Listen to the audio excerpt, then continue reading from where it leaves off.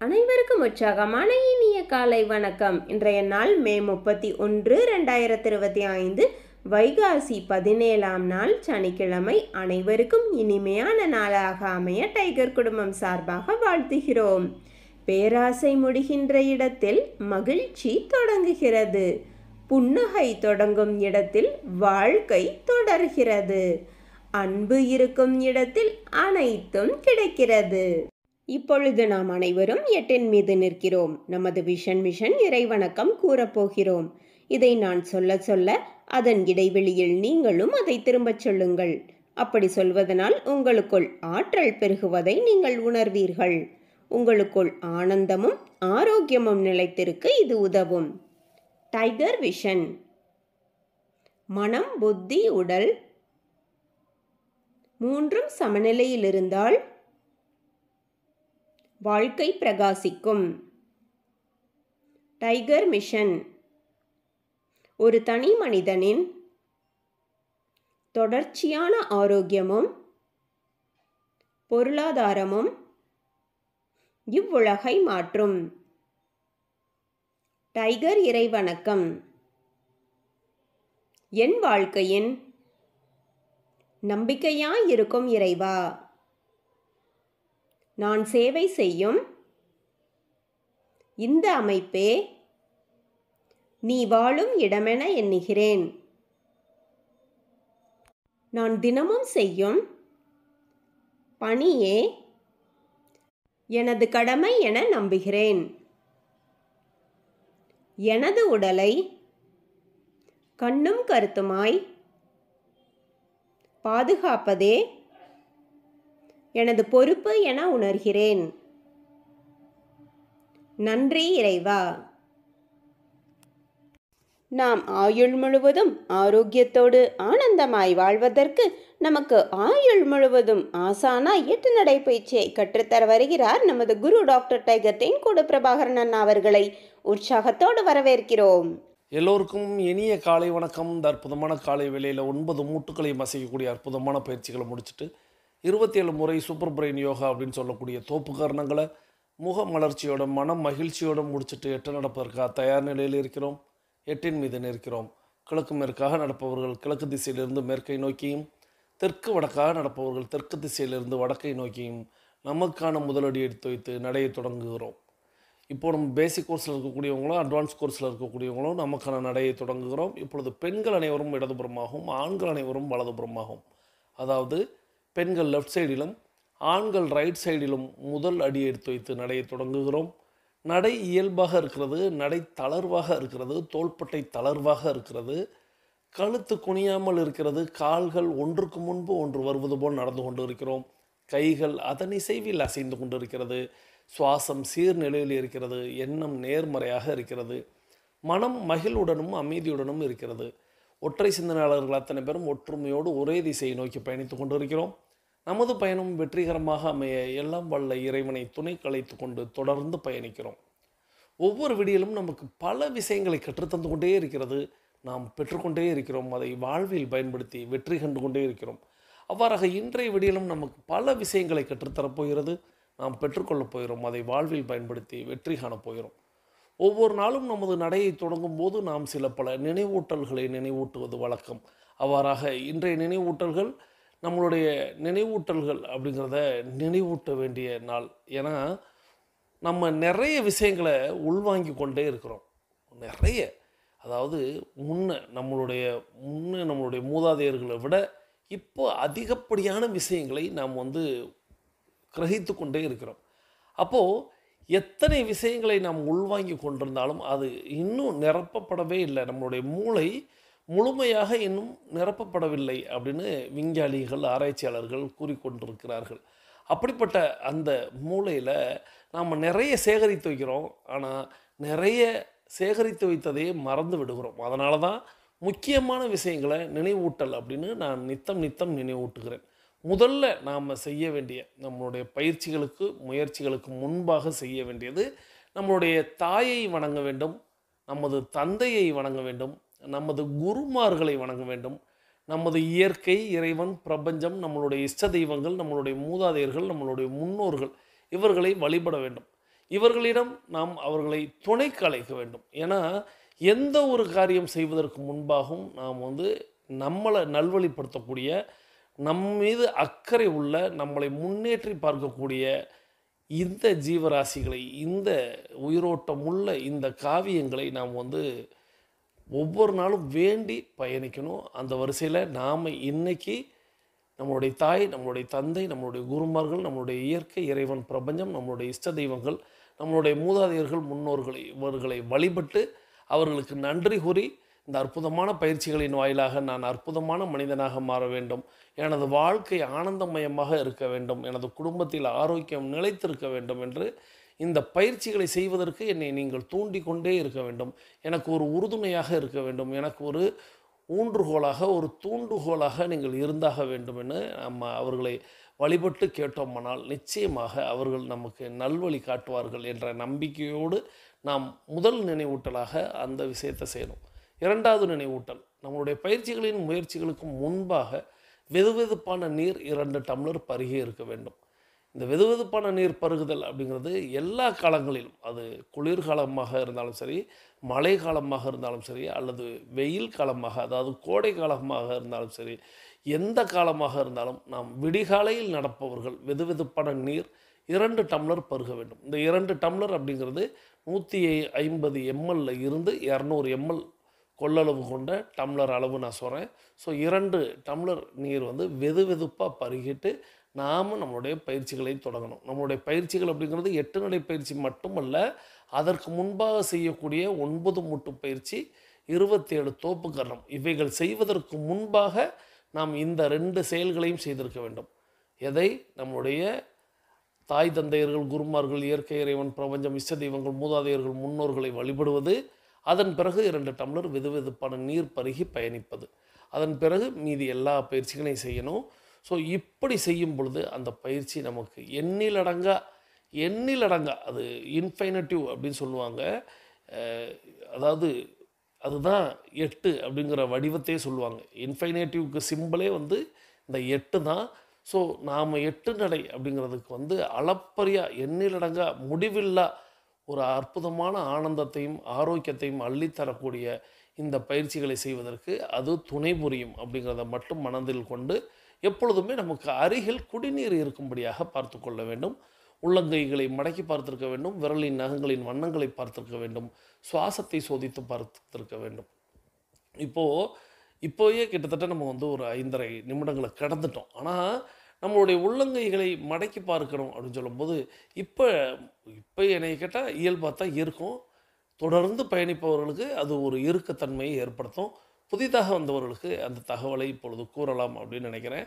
நம்மளுடைய உள்ளங்கை அப்படிங்கிறது இயல்பாக நீங்கள் மடக்கும்போது இயல்பாக இருக்கும். நீங்கள் மற்ற நேரங்களில் நீங்கள் தூங்கி எழும்பொழுது அமைக்கி பாருங்கள், அல்லது பகல் நேரங்களில் எப்பொழுது வேண்டுமானாலும் நீங்கள் செய்து பாருங்கள்.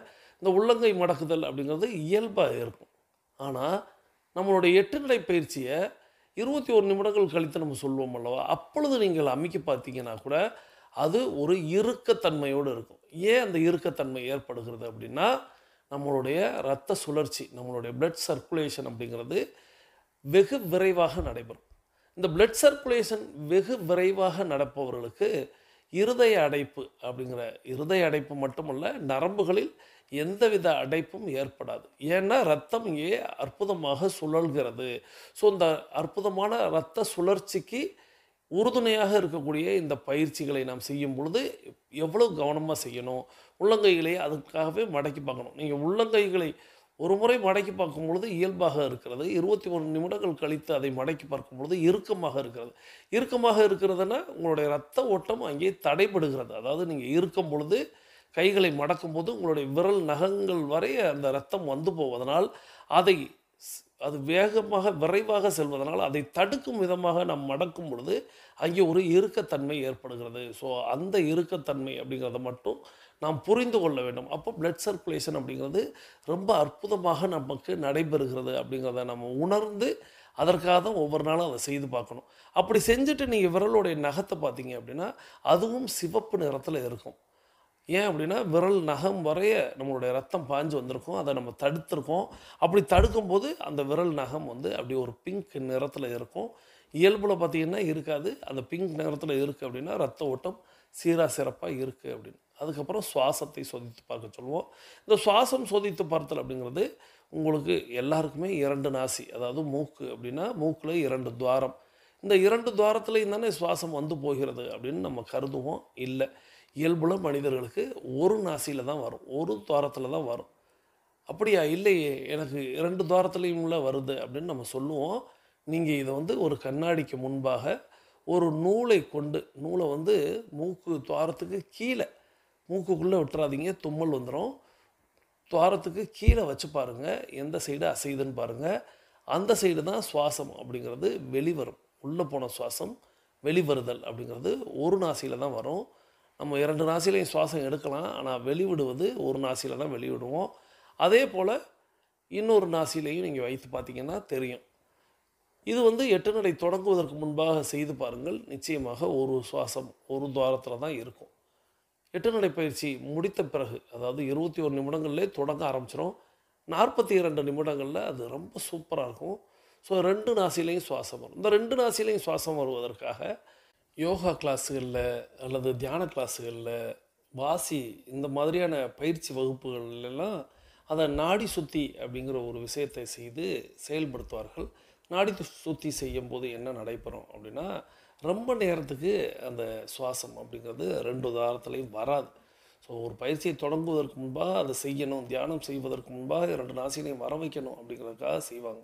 ஆனால் 8 நடை பயிற்சியை நம்ம மேற்கொள்ளும் பொழுது, 8 நடை பயிற்சியை நம்ம தொடர்ந்து செய்யும் பொழுது, நம்மளுடைய 42 நிமிடங்களில் 2 நாசிலையும் அற்புதமாக சுவாசம் வரும். எவ்வளோ நேரம் வரும் அப்படின்னு கேட்டோம்னா, ஒரு 21 நிமிடங்கள் வரும்.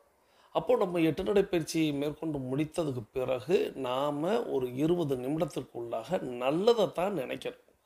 இல்லை, நம்ம எப்போதுமே நல்லதை தானே நினைப்போம் அப்படின்னா நிச்சயமாக அதில் தவறொன்றும் இல்லை. நல்லதை மட்டுமே எண்ணணும். ஸோ நல்லதை எண்ணுவதற்கு நாம் முதல்ல அஃப்ரமேஷன் விசுவலைசேஷன் பண்ணணும். இது கிட்டத்தட்ட நாம் நம்மளுடைய வீடியோவில் கொடுத்துருக்கிறதே உங்களுக்கு வந்து 15 நிமிடங்கள் அப்படிங்கிறது தாராளமாக வரும்.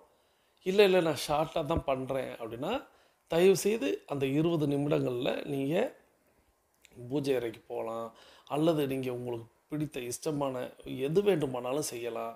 இல்லை, நாளை பற்றின விஷயங்களை நீங்கள் எழுதலாம். அதாவது இன்றைய நாளை பற்றின விஷயங்களை நீங்கள் எழுதலாம். இப்படி நல்ல விதமாக பிறருக்கு யாருக்கு நீங்கள் ஆசி வழங்கணும், வாழ்த்து வழங்கணும் அப்படின்னா அந்த நேரத்தை நீங்கள் தேர்வு செய்து கொள்ள வேண்டும். தொடர்ந்து நம்ம இப்போ ஒரு அற்புதமான கதை கேட்க போகிறோம். இந்த அற்புதமான கதையை நமக்கு தேர்வு செய்து அனுப்பி வைத்திருப்பவர் சகோதரி tiger Ramani Prema Lalitha from Kulasekaram. இவங்க மார்த்தாண்டம் டைகர் கிளப்பில் உறுப்பினராக இருக்கிறாங்க. சகோதரி tiger Ramani Prema Lalitha from Kulasekaram Marthandam tiger club உறுப்பினர். அவர்களது குடும்பம் மகிழ்ச்சியோடும் ஆரோக்கியத்தோடும் செல்வ வளங்களோடும் இருப்பதற்கு எல்லாம் வல்ல இயற்கை இறைவன் பிரபஞ்சம் துணை நிற்க வேண்டும். அவர்கள் எண்ணியதெல்லாம் நடக்க வேண்டும், கேட்டதெல்லாம் கிடைக்க வேண்டும். அவர்களது குடும்பத்தில் ஆரோக்கியம் நிலைத்திருக்க வேண்டும், ஆனந்தம் நிலைத்திருக்க வேண்டும். அவர்களுடைய பொருளாதாரம் உயர்ந்து கொண்டே இருக்க வேண்டும். அவர்களது பணி சிறந்து விளங்க வேண்டும். அவர்களது பணி பிறர் பாராட்டும்படியாக அமைய வேண்டும்.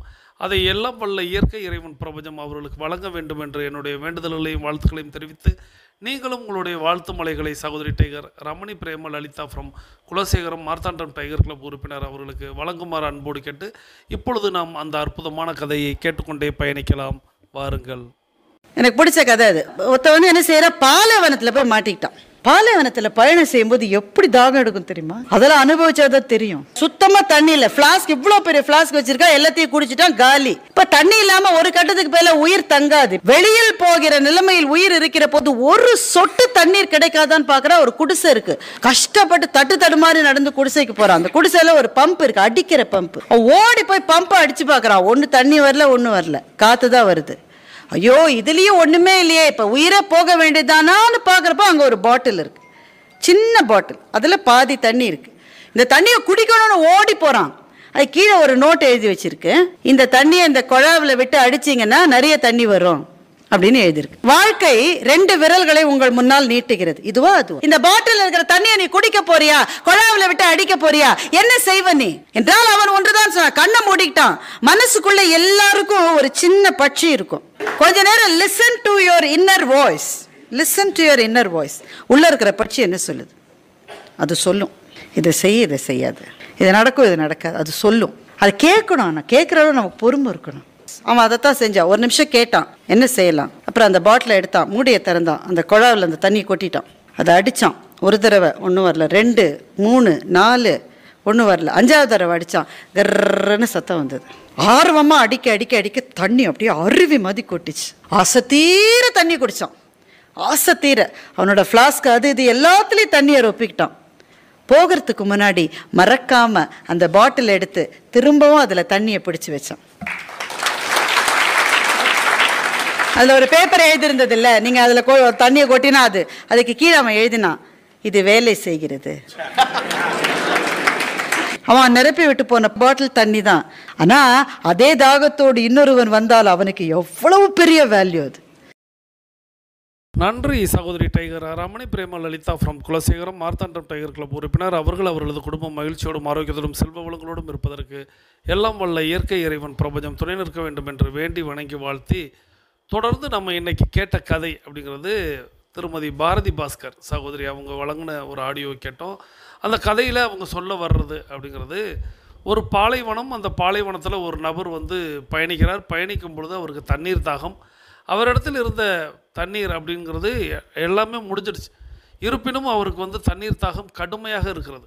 சாதாரணமாகவே வெயில் காலங்களில் வெயில் நேரங்களில் நமக்கு தண்ணீர் தாகம் அப்படிங்கிறது ஏற்படும். ஏன்னா நம்மளுடைய உடலில் டீஹைட்ரேஷன் அப்படிங்கிற ஒரு விஷயம் ஏற்படும்.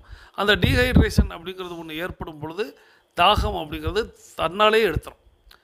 இப்போது வெயில் காலம், இப்போ சில பல ஊர்களில் நான் ஏற்கனவே சொல்லுகிறது போல் மழை அப்படிங்கிறது கொட்டி கொண்டிருக்கிறது. ஆனால் சில பல ஊர்களில் வெயில் அப்படிங்கிறது வாட்டி கொண்டிருக்கிறது.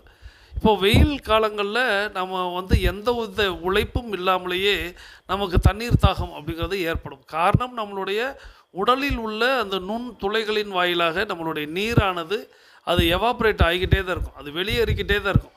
அப்போது அந்த டீஹைட்ரேஷனை சரி செய்வதற்கு நம்மளுடைய உடல் தாகம் அப்படிங்கிற ஒரு விஷயத்தை ஏற்படுத்தி நம்மை தண்ணீர் பருக தூண்டும்.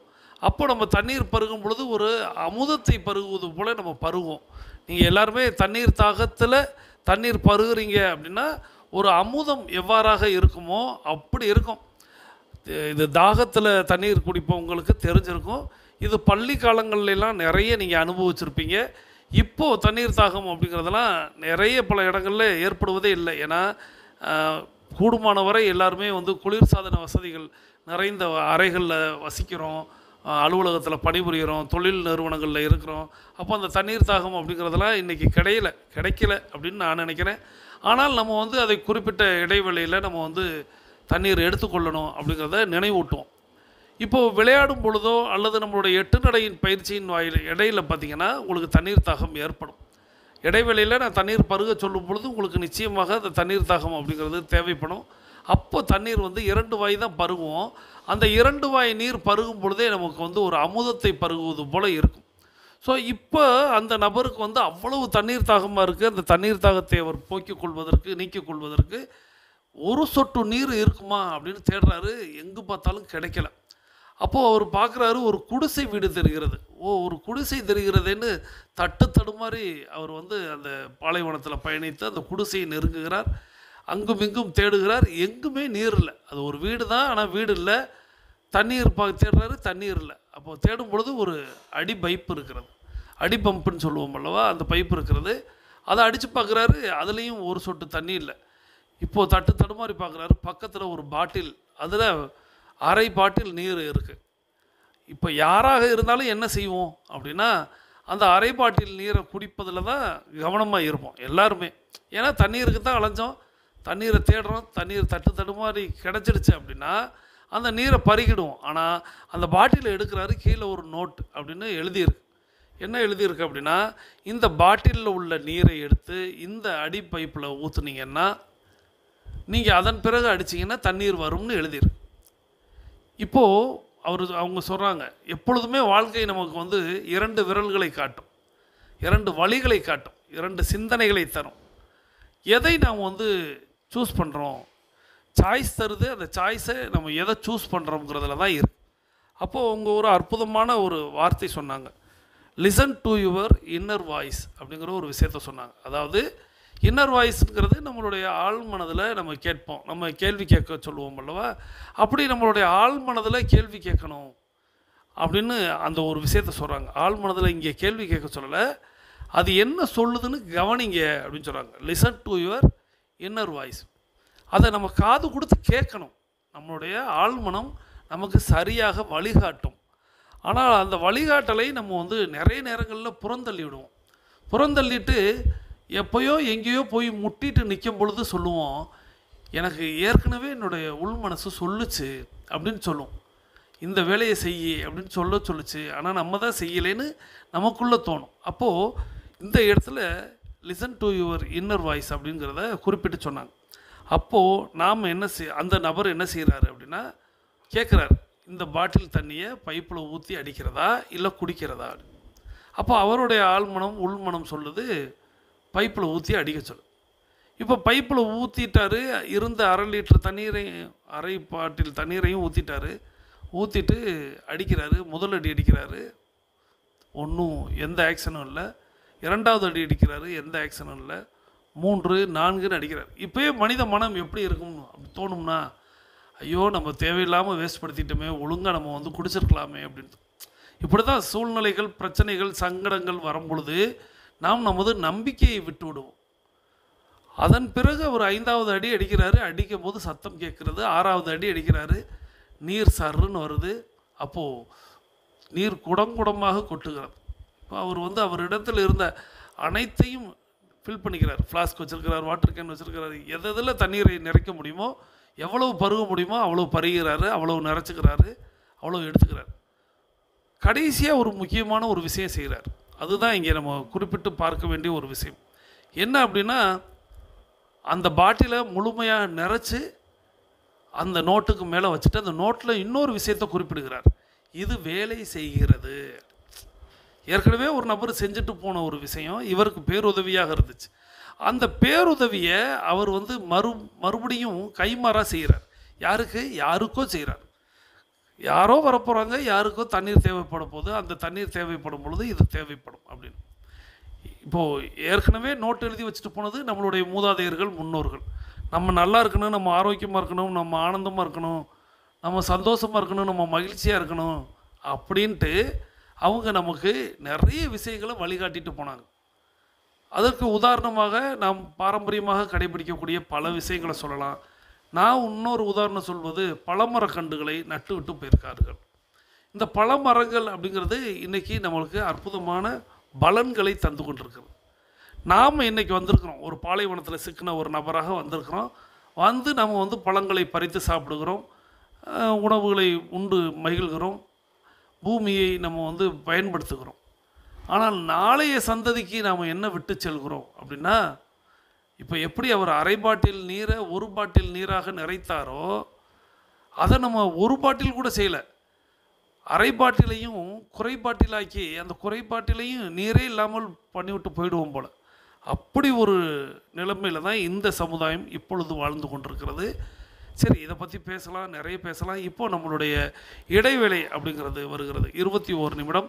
இந்த 21 நிமிட இடைவெளியில் தண்ணீர் பருகணும். தண்ணீர் பருகிறத பற்றி நம்ம இடைவெளிக்கு முன்பாகவே நிறைய பார்த்துட்டோம். வரும் நாட்கள்லையும் அதை பற்றி நான் கொஞ்சம் ஆழமாக சொல்கிறேன்னு சொல்லிட்டேன். இப்போ உங்களுக்கு அருகில் இருக்கக்கூடிய குடிநீரை எடுத்து நிறுத்தி நிதானித்து ரசித்து ருசித்து 2 வாய் நீர் பருகி கொள்கிறீர்கள். தண்ணீர் பருகிறது அப்படிங்கிறது ஒரு 1/2 நிமிடம் தான் பருகுவோம். ஸோ 1/2 நிமிட இடைவெளிக்கு தான் நான் எப்பொழுதுமே இந்த இடத்துல நிறைய நேரம் அதை பற்றி பேசுவேன். இனிமேல் வருங்காலங்களில் தண்ணீர் பருகிறதை பற்றி முன்னையோ பின்னையோ எப்பொழுதாவது பேசிக்கொள்ளலாம் அப்படிங்கிறத சொல்லி, இப்போது நீங்கள் தண்ணீர் பருகி முடிச்சிருப்பீங்க. இப்போ உங்களுக்கு அருகில் இருக்கக்கூடிய மொபைல் ஃபோனை கையில் எடுத்துக்கிட்டு கமெண்ட் பதிவிட போயிடும். இன்றைக்கி நம்ம என்ன கருத்து பதிவிட போகிறோம் அப்படின்னா, முதல் கேள்வி, தினசரி நடவடிக்கை அறிக்கை பூர்த்தி செய்து அனுப்பி வைத்து விட்டீர்களா? டெய்லி ஆக்டிவிட்டி ரிப்போர்ட் அப்படின்னு சொல்லக்கூடிய தினசரி நடவடிக்கை அறிக்கையை பூர்த்தி செய்து அனுப்பி வைத்து விட்டீர்களா? அதை அனுப்பும் பொழுது உங்களுடைய உள்ளம் இருந்த நிலையை குறிப்பிடுவீர்கள்.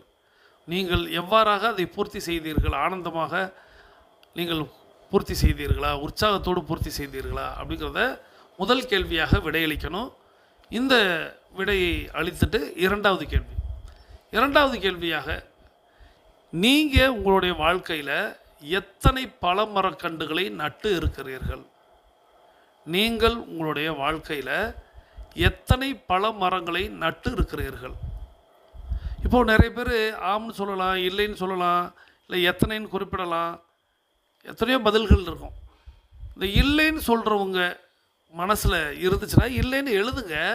ஆனால் அதை ஒரு மனக்குமுறலாக எடுத்துக்கொள்ளாதீர்கள், கவலையாக எடுத்துக்கொள்ளாதீர்கள். நம்ம டைகர் குழுமத்தின் வாயிலாக கிட்டத்தட்ட நம்ம 80,000 மரக்கன்றுகளுக்கு மேலே நம்ம நட்டு இருக்கிறோம். அதில் உங்களுடைய பங்களிப்பும் இருக்குது அப்படிங்கிறத மனதில் கொள்ளுங்கள். ஆனால் இனிமே வருங்காலங்களில் உங்கள் வீட்டில் நடக்கக்கூடிய சுப நிகழ்வுகளில், நல்ல நாட்களில், திருமண நாட்கள், பிறந்த நாட்கள், இந்த மாதிரியான நாட்களில் நீங்கள் பழமரக்கண்டு அப்படிங்கிறத ஒரு விஷயத்தை நடணும் அப்படிங்கிறத அந்த நேரத்தில் குறிப்பிட்டு, தொடர்ந்து அந்த கேள்வியை தொடர்ந்து 3வது நம்மளுடைய வெற்றி ஸ்லோகன் எழுத வேண்டிய நேரம். நலத்துடன் வாழ்க வளத்துடன் வாழ்க அப்படிங்கிற அந்த வெற்றி ஸ்லோகனை எழுத வேண்டிய நேரம். நலத்துடன் வாழ்க வளத்துடன் வாழ்க அப்படிங்கிற அந்த வெற்றி ஸ்லோகனை ஒரு முறை எழுதி இருமுறை வாசித்து நீங்கள் போஸ்ட் பண்ணணும். இந்த வெற்றி ஸ்லோகனை எழுதக்கூடிய அத்தனை பேருக்கும் பிரபஞ்சம் நல்வழி காட்டுகிறது என்பதை இந்த நேரத்தில் நினைவூட்டி, இந்த 3 கேள்விகளுக்கும் விடையளித்த உங்கள் எல்லோருக்கும் என்னுடைய நெஞ்சார்ந்த நன்றிகளை தெரிவித்து, தாங்கள் தங்களது குடும்பம் மகிழ்ச்சியோடும் ஆரோக்கியத்தோடும் செல்வ வளங்களோடும் இருப்பதற்கு எல்லாம் வல்ல இயற்கை இறைவன் பிரபஞ்சத்தை வேண்டி, தொடர்ந்து நாம் இப்போ எல்லோரும், அதாவது பேசிக் கோர்ஸில் இருக்கக்கூடியவங்க அஃபர்மேஷன் விசுவலைசேஷன் செய்துட்டு மீது இருக்கக்கூடிய ஆடியோ கேட்குவாங்க. அட்வான்ஸ் கோர்ஸில் இருக்கக்கூடிய 42 நிமிட நடைக்காரர்களுக்கான அடுத்த சுற்று தொடங்குகிறது. பேசிக் கோர்ஸில் உள்ளவர்களுக்கு நம்மளுடைய வாழ்த்துக்களையும் நன்றிகளையும் சொல்லி, அவர்களுடைய அஃபர்மேஷன் விசுவலைசேஷன் வெற்றி பெற வாழ்த்தி, வாருங்கள் நமக்கான அடுத்த சுற்றை தொடங்குகிறோம். இப்பொழுது ஆண்கள் அனைவரும் இடதுபுறமாகவும் பெண்கள் அனைவரும் வலதுபுறமாகவும், ஆண்கள் லெஃப்ட் சைடிலும் பெண்கள் ரைட் சைடிலும் முதலடி எடுத்து வைத்து நடையை தொடங்குகிறோம்.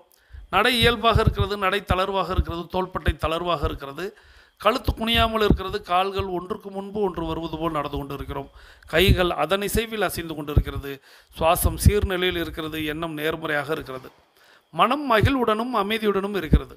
ஒற்றை சிந்தனையாளர்கள் அத்தனை பேரும் ஒற்றுமையோடு ஒரே திசையை நோக்கி பயணித்து கொண்டிருக்கிறோம்.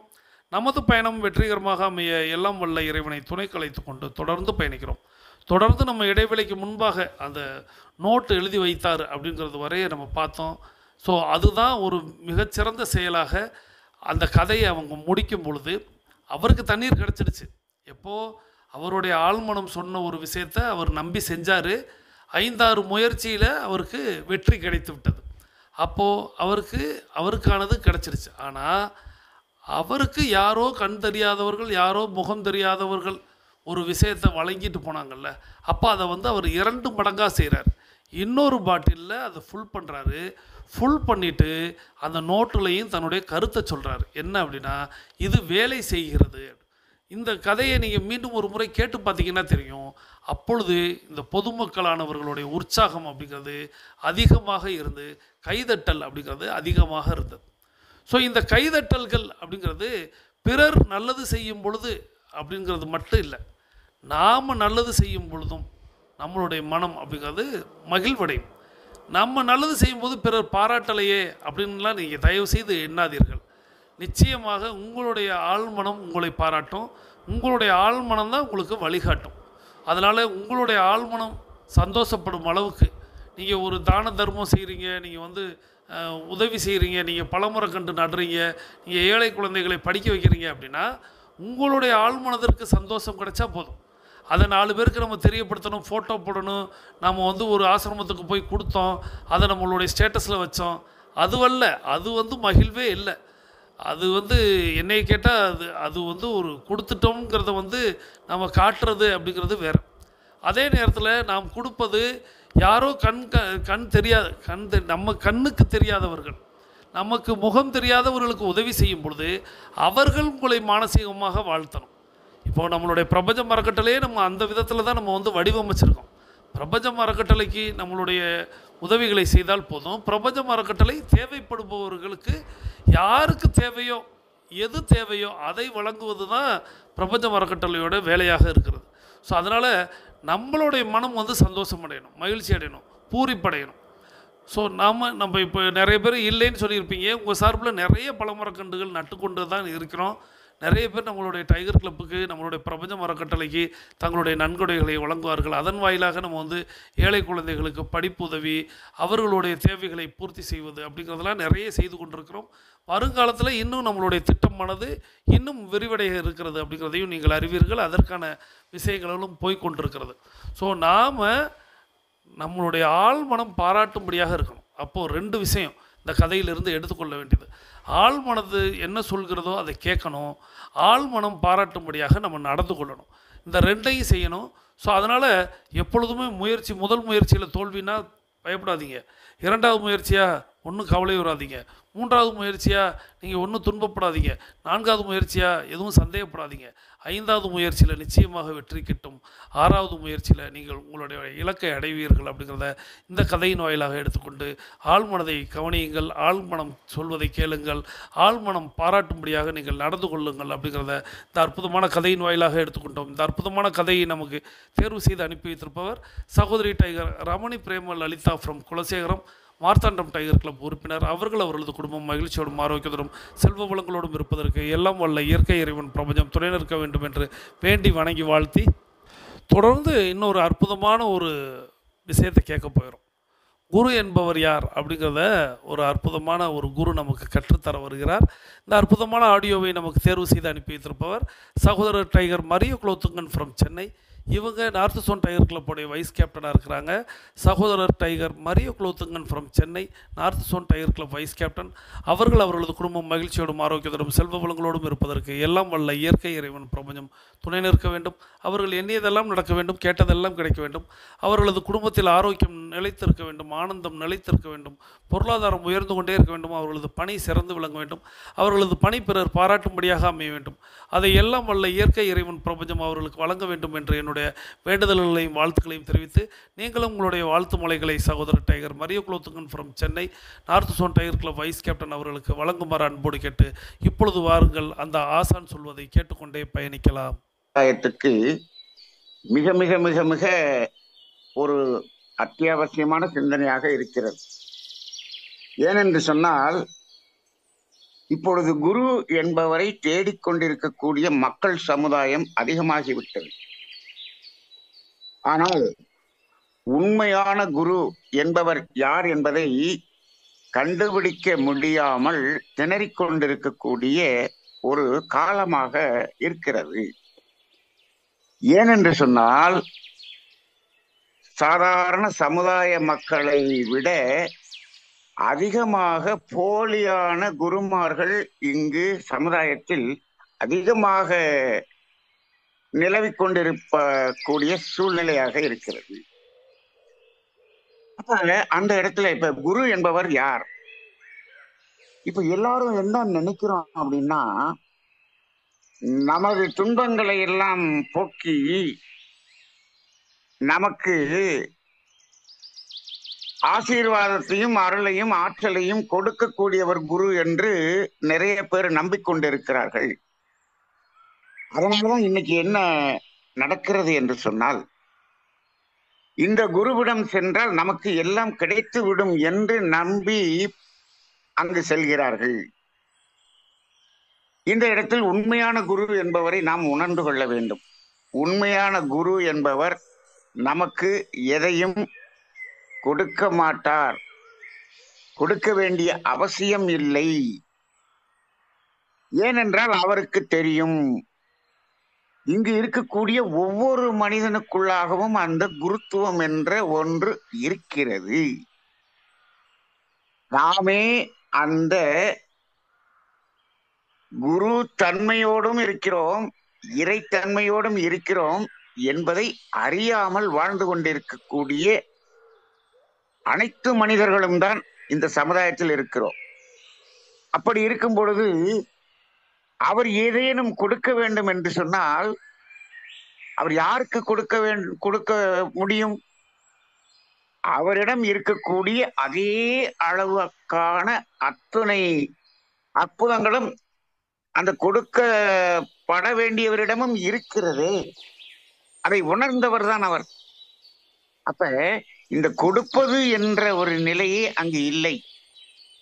ஆனால் குரு என்பவர் என்ன செய்ய வேண்டும், என்ன செய்ய முடியும் என்று சொன்னால், அந்த உண்மைத்தன்மையை உன்னிடம் இருக்கிறது என்பதை நீ உணராமல் இருக்கின்றாய். அதற்கு எதுவெல்லாம் தடையாக இருக்கிறது, எதுவெல்லாம் அதை மறைத்துக் கொண்டிருக்கிறது என்பதை எடுத்து உரைத்து அதிலிருந்து நீ விலகி விலகி விலகி வாழ்ந்தாய் என்று சொன்னால் நீ அந்த குருத்துவமாக குருத்தன்மையாக மாறிவிடுவாய் என்பதை உணர்த்துவதுதான் குருவினுடைய வேலையாக இருக்கும். நல்லா சொல்லியிருக்காங்க, குருட்டினை நீக்குபவர் குரு என்று சொல்லியிருக்கிறார்கள். அப்ப நம்மிடம் இருக்கக்கூடிய அறியாமையையும் நாம் திசை மாறி சென்று கொண்டிருக்கக்கூடிய அந்த திசை தவறு என்பதை உணர்த்துபவராகவும் இருப்பவர் தான் குருவாக இருக்க முடியும். இப்பொழுதெல்லாம் ஒருவர் தவறான ஒரு வழியில் சென்று கொண்டிருக்கிறார் என்று வைத்துக் கொள்ளுங்கள். தவறான வழி என்று சொன்னால் எதுவும் தவறு என்று சொல்ல முடியாது. எது தவறு, எப்படி தவறாக மாறுகிறது அது என்று சொன்னால், அந்த இயற்கை நீதி என்ற அறத்துக்கு முரணாக வாழ்ந்து கொண்டிருக்கிறார் என்று வைத்துக் கொள்ளுங்கள். அப்போ இது இந்த வழியில் செல்வது இயற்கைக்கு முரணானது என்பதை ஒருவர் உணர்ந்திருக்கிறார். அவர் சொல்லுகிறார், இது அறத்துக்கு முரணானது, இது வேண்டாம், இப்படி போக வேண்டாம், இப்படி போனால் உங்களுக்கு துன்பம்தான் வரும், இதுதான் உலக அனுபவம் என்று முன்கூட்டியே வருமுன் காப்பதற்காக ஒருவருக்கு சாதாரண குரு மட்டுமே இல்லை, சாதாரண மனிதர்களை எடுத்து சொன்னால் அதற்கு இன்றைய சமுதாயத்தில் என்ன பெயர் சொல்கிறார்கள் என்று சொன்னால், இவர் குறை கூறுபவர், எதை எடுத்தாலும் குறை சொல்கிறார், நான் போகும் பாதையில் நான் எதையாவது அடைந்து விடுவேன் என்று அவர் பொறாமைப்படுகிறார் என்று குறை கூறுபவர் என்று சொல்லிக் கொண்டிருப்பதை பார்க்கிறோம். நான் கூட கேள்விப்பட்டேன், எவ்வாறு குறை கூறுபவர் எவரும் ஆன்மீகத்தின் முதல் படியிலேயே நுழைவதற்கே அவர் தகுதி இல்லாதவர் என்று ஒரு குரு ஸ்தானத்தில் ஒருத்தர் இருப்பவர் சொல்லுகிறார். இப்போ இங்க என்னன்னா, இதை குறை என்று எடுத்துக்கொள்ளக்கூடிய அளவுக்கு குறை உள்ளவர்களாக நாம் மாறிவிட்டோம். சாதாரணமாக பெற்றோர்களே பிள்ளைகளுக்கு ஒரு அறத்தை போதிக்கும் போது கூட எங்களது தாய் தந்தையர் எங்களுக்கு குறை சொல்கிறார்கள் என்றுதான் சொல்லக்கூடியதை நாம் பார்க்கிறோம். நாங்கள் தென்காசியிலே அறிவழகன் என்ற நமது பேராசிரியரும் நானும் ஒரு 100 பயிற்சிகளுக்கு மேலாக மாணவர்களுக்கான பயிற்சிகளை நடத்தியது உண்டு. அப்படி அந்த நடத்திய அந்த பயிற்சிகளிலே ஒரு 100 மாணவர்கள் வருவார்கள். அவர்களிடம் செல்ஃப் இன்ட்ரோடக்ஷன் சொல்லுங்கள் என்று சொல்லும் பொழுது, உங்களை பற்றி, உங்கள் தாய் தந்தையரை பற்றி இப்படியெல்லாம் சொல்லும் போது பல மாணவர்கள், எனக்கு வாழ்க்கையில் பிடிக்காதவர் யார் என்று சொன்னால் எங்க அப்பாவும் எங்க அம்மாவும் அப்படின்னு சொல்லி வெறுத்து பேசியதை அங்கு நாங்கள் உணர்ந்தோம். ஏன் என்று அந்த 3 நாள் பயிற்சியிலே அதை அலசி பார்க்கும்போது அவர்கள் சொல்வதெல்லாம் குறை சொல்லிக் கொண்டே இருக்கிறார்கள்.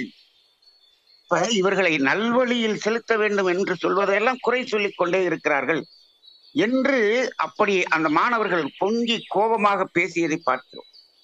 3 நாட்கள் நமது வேதாத்திரியம் என்ற பயிற்சியை நடத்தி முடித்த பிறகு கடைசி நாள் அதே மாணவர்கள் அவர்களுடைய பெற்றோர்களை நினைந்து தேம்பி தேம்பி அழுது அப்படியே தரையில் விழுந்து அவர்கள் காலில் விழுந்து வணங்குவது போல கதறி அழுதக்கூடிய காட்சியை பார்த்தோம்.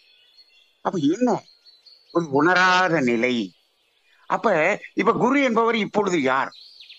இப்பொழுது குரு என்பவர் யார் என்று பார்த்தோம் என்று சொன்னால், இப்போ அந்த ஞானிகள் என்ற அளவில் வேதாத்திரி போல ஞானிகள் அவர்களை எல்லாம் இனிமேல் பார்க்க முடியுமா என்பது ஒரு கேள்விக்குறியாகத்தான் இருக்கிறது. ஆனால் இப்பொழுது அந்த ஞானத்தை உணர்ந்து அதன் வழியில் சென்று அந்த துன்பம் என்பதற்கான காரணத்தை கண்டு துன்பம் நீங்கி ஒருவர் வாழ்கிறார் அல்லவா, அவரது அனுபவத்தை மற்றவர்களுக்கு இப்படி இந்த அனுபவம் இப்படி இருந்தது அப்படின்னு ஒருத்தருக்கு சொன்னாலே, நீயும் அந்த வழியிலிருந்து விலகி வந்தால் நீயும் அந்த துன்பத்திலிருந்து விலகலாம் என்று ஒருவர் சொன்னாலே அவரும் குருதான். அப்ப நம்மை அறத்துக்கு முரணான வழியில் செல்லக்கூடிய ஒரு மனிதனை அதிலிருந்து திருப்புபவர், ஒரு விழிப்புணர்வை கொடுப்பவர், அது ஆபத்தான பாதை, இது சரியில்லாத பாதை, இது திசை மாறிய பாறை என்பதை நமக்கு உணர்த்துபவர் யாராக இருந்தாலும் அது அவர் குருவாகத்தான் இருக்க முடியும். ஆனால் இப்பொழுது இந்த உலகத்தில் பொருள் சம்பாதிப்பதற்கு, பணம் சம்பாதிப்பதற்கு, வசதியான வாழ்க்கை வாழ்வதற்கு யாரெல்லாம் வழி சொல்கிறார்களோ அவர்களை தான் குரு என்று நம்பக்கூடிய ஒரு சமுதாயமாக இருக்கிறது. இப்படி சென்று கொண்டிருந்தால் இவர்கள் அந்த பொருள் வாழ்க்கையில் சென்று சென்று அந்த குரு அனைவரும் புற வாழ்க்கையில் உயர்வை கொடுத்து அக வாழ்க்கையில் இவர்களை பெரிய நோய்க்கு ஆட்படுத்தக்கூடிய நிலையில் கொண்டு போய் சேர்த்து விடுகிறார்கள். அப்ப இன்னைக்கு போலி குருமார்கள் அதிகமாக வந்துவிட்ட காரணத்தினால் உண்மையான குரு என்பவர்கள் அங்கு அடையாளம் காணப்பட முடியாமல் இருக்கிறார்கள். இதில் எப்படி நாம் இன்றைய சமுதாயத்தில் இதை கண்டுகொள்வது என்று சொன்னால், உண்மையான குருவினுடைய தத்துவங்களை சொல்லிக் கொண்டிருப்பவர்கள் அவர்கள் சொல்லும் பொழுது நமக்கு கஷ்டமாகத்தான் இருக்கும். இந்த உலகியல் வாழ்க்கையில் கஷ்டமாகத்தான் இருக்கும்.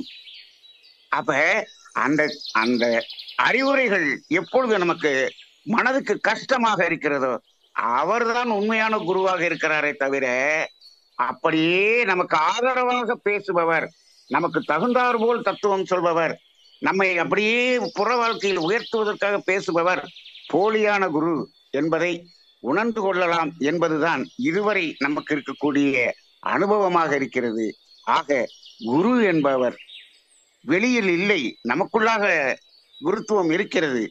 அதை கண்டு அதனுடைய திசையை மாற்றி நம்மை திருத்துபவர் தான் மாற்றுபவர். திருத்துபவர் என்று கூட சொல்ல முடியாது, மாற்றுவதற்கான வழியை காண்பிப்பவர் தான் குருவாக இருக்கிறார் என்பதை இப்பொழுது இருக்கக்கூடிய சமுதாயத்தில் உணர்ந்து கொள்ளும் பொழுது, யாரோ ஒருவரை மட்டும் குரு என்று இப்பொழுது வாழ்கிற மனிதர்களில் யாரையும் இப்பொழுது நாம் பார்க்க வேண்டிய அவசியமில்லை. எத்தனையோ குருமார்கள் நமக்கு அத்துணை தத்துவங்களையும் கொடுத்து விட்டு சென்று விட்டார்கள். அதன்படி வாழ்ந்து அனுபவம் பெற்றவர்களுடைய அனுபவமே இப்பொழுது நமக்கு குருத்துவமாக அமையும் என்ற ஒரு சிந்தனையை இன்று சிந்தனையாக எடுத்துக்கொள்வோம். வாழ்க வளமுடன். நன்றி. இந்த அற்புதமான ஆடியோவை நமக்கு தேர்வு செய்து அனுப்பி வைத்த சகோதரர் Tiger Mario Kulothungan from Chennai north zone tiger club vice captain அவர்கள் அவர்களது குடும்பம் மகிழ்ச்சியோடும் ஆரோக்கியத்தோடும் செல்வ வளங்களோடும் இருப்பதற்கு எல்லாம் வல்ல இயற்கை இறைவன் பிரபஞ்சம் துணை நிற்க வேண்டும் என்று வேண்டி வணங்கி வாழ்த்தி, நீங்களும் உங்களுடைய வாழ்த்து மலைகளை சகோதரர் Tiger Mario Kulothungan from Chennai அவர்களுக்கு வழங்கியிருப்பீர்கள் அப்படிங்கிற நம்பிக்கையோடு தொடர்ந்து நம்ம இன்றைக்கி கேட்ட அந்த ஆடியோ அப்படிங்கிறது யார் ஒரு சிறந்த குரு அப்படிங்கிறது தான். குரு என்பவர் யார் அப்படிங்கிறது தான் கேள்வி. ஸோ நீங்கள் உங்களுடைய குரு அப்படின்னு சில பல நபர்களை வைத்திருப்பீர்கள். குரு அப்படிங்கிறது நம்ம சொல்லுவோம், சிறுபிள்ளையில் இருந்தே நமக்கு ஆனாவண்ணா கற்றுக் கொடுத்த அந்த எலிமெண்ட்ரி ஸ்கூல் டீச்சர்ஸில் ஆரம்பித்து நம்மளுடைய கல்லூரியில் நம்மளுடைய வாழ்க்கையை தேர்வு செய்யக்கூடிய அந்த கல்வியை கற்றுக் கொடுத்த அந்த குரு வரையே நம்ம ஆசிரியர்களை குரு அப்படின்னு சொல்லுவோம். வாழ்க்கையவே மாற்றக்கூடிய சில பல குருவை நம்ம சந்திச்சிருப்போம். ஒரு சிலருடைய ஒரு வார்த்தை கூட நம்மளுடைய வாழ்க்கையை திருப்பி போட்டிருக்கோம், திருப்பு முனையாக அமைஞ்சிருக்கும். அவங்களையும் நம்ம குருவாக ஏற்றிருப்போம். ஏன் ஒரு சிறு குழந்தை நமக்கு எதையேனும் கற்றுக் கொடுத்தால் அதுவும் நமக்கு குரு தான். ஒரு மரம், ஒரு விலங்கு நமக்கு எதையேனும் கற்றுக் கொடுத்திருந்தால் அதுவும் நமக்கு குரு தான் அப்படின்னு நம்ம பட்டியல் அப்படின்னு டைகர் குழுமத்தில் நிறைய சொல்லுவோம். இருப்பினும் குரு என்பவர் யார் என்பதை இன்றைக்கி ஆடியோவில் சொன்னாங்க. இதை பற்றி இன்னும் விளக்கமாக நாளைக்கு நான் சொல்கிறேன். ஆனால் உங்களுடைய குரு அப்படிங்கிறவர் இன்றைக்கி இந்த ஆசான் சொன்ன பட்டியலில் இருக்கிறாரா அப்படிங்கிறதையும் பாருங்கள். அந்த குரு உங்களுக்கு இவர் சொல்லும் பட்டியலில் இருந்தால் நீங்கள் அவர்களை அப்படியே முழுமையாக ஏற்றுக்கொள்ள வேண்டும். கற்றுக் கொடுத்தவர்கள் எல்லோருமே ஆசான்களாக இருந்தாலும் வாழ்க்கை முழுவதும் நமக்கு ஒரு திருப்பு முனையாக, ஒரு வாழ்க்கையை தரக்கூடிய, வாழ்க்கைக்கு நல்ல சிறந்த வழிகாட்டியாக இருந்தால் அவர்களை நாம் முழுமையான குருவாக ஏற்றுக்கொண்டு பயணிக்க வேண்டும் என்பதை இந்த ஆடியோவின் வாயிலாக கற்றுக்கொண்டு இந்த அற்புதமான ஆடியோவை நமக்கு தேர்வு செய்து அனுப்பி வைத்த சகோதரர் டைகர் மரிய குலோத்தகனுக்கு நமது நன்றிகளை சொல்லி நம்மளுடைய 42 நிமிட நடையை நிறைவு கொண்டு வருகிறோம். வாருங்கள் அனைவரும் தொடங்கிய திசைக்கு வந்து விடுகிறோம். கிழக்கு மேற்கா தொடங்கியவர்கள் கிழக்கு திசையிலும் தெற்கு வடக்கா தொடங்கியவர்கள் தெற்கு திசைக்கு வந்து விடுகிறோம். நமது உள்ளங்கைகளை மடக்கி பறிக்கிறோம். இறுக்கமாக இருக்கிறது. விரலின் நாங்களின் வண்ணங்களை பறிக்கிறோம். சிவப்பு வண்ணத்தில் மறைய இருக்கிறது. சுவாசத்தை சோதித்து பறிக்கிறோம். 2வது நாசிலும் சூப்பராக சுவாசம் வரக்கூடிய இந்த வேளையில் நாம் அனைவரும் கிழக்கு திசையை நோக்கி நின்ற அஃபர்மேஷன் விசுவலைசேஷன் செய்து இன்றைய நாளை தொடங்கும். இன்றைய நாள் உங்களுக்கு அற்புதமான நாளாக அமையட்டும். இன்றைய நாளில் தாங்கள் தங்களது குடும்பம் மகிழ்ச்சியோடும் ஆரோக்கியத்தோடும் செல்வ வளங்களோடும் இருப்பதற்கு எல்லாம் வல்ல இயற்கை இறைவன் பிரபஞ்சம் துணை நிற்கட்டும். தாங்கள் எண்ணியதெல்லாம் நடக்கட்டும், கேட்டதெல்லாம் கிடைக்கட்டும். தாங்களுக்கு எல்லாம் வல்ல இறைவன் இயற்கை இறைவன் பிரபஞ்சம் துணை நிற்கட்டும் என்று வேண்டி வணங்கி வாழ்த்தி தொடர்ந்து இன்று நம்மோடு இணைந்து பயணித்த அத்தனை நபர்களுக்கும் நம்முடைய வேண்டுதல்களை சொல்லி வாழ்த்துக்களை சொல்லி அவர்களுக்கு நமது ஆசிகளை வழங்கி நாம் வேண்டிக் கொள்வோம். எல்லாம் வல்ல இயற்கை இறைவன் பிரபஞ்சம் உங்களுக்கு துணை நிற்கட்டும் என்று வேண்டி மீண்டும் சந்திப்போம். கலந்து சிந்திப்போம். நலத்துடன் வாழ்க, வளத்துடன் வாழ்க. நன்றி.